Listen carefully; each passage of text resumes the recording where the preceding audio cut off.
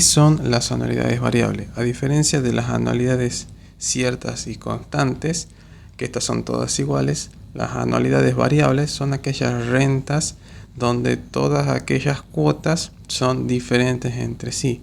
Sin embargo, guardan algún tipo de relación, como puede ser una razón en progresión, ya sea aritmética o de progresión geométrica.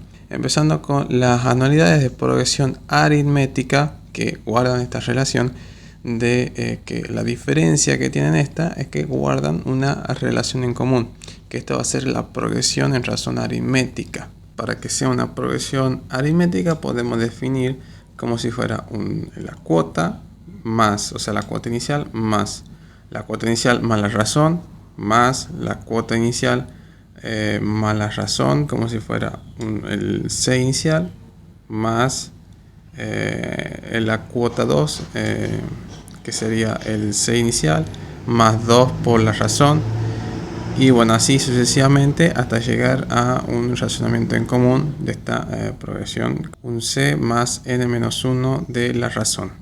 Bien, ahí podemos definir las cuotas que se va a incluir con su respectiva razón en progresión aritmética. Esto en cuenta podemos obtener la amortización de esta progresión aritmética, que puede ser empezando con C más R, esto entre paréntesis, por una amortización de 1 sobre el n, es decir, el tipo de interés sobre el n.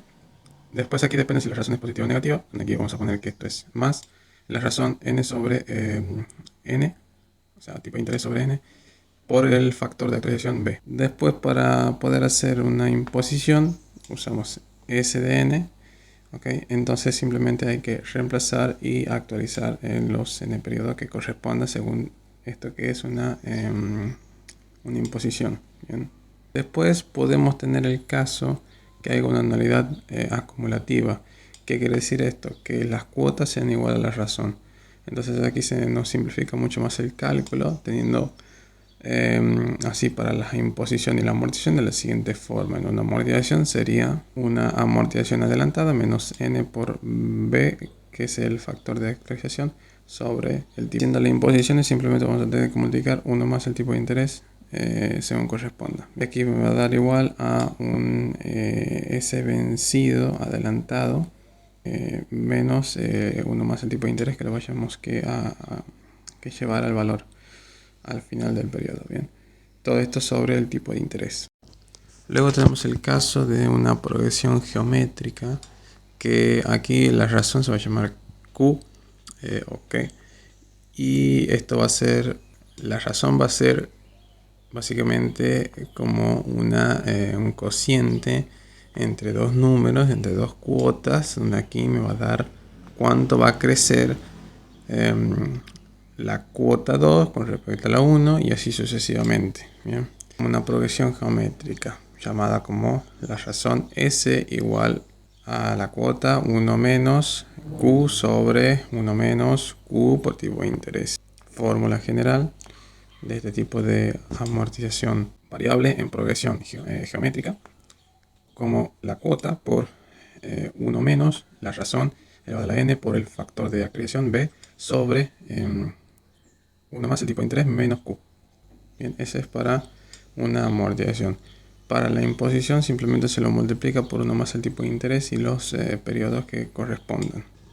Después tenemos un problema práctico en cuanto a las relaciones estas, es que la razón puede ser igual a 1 más el tipo de interés.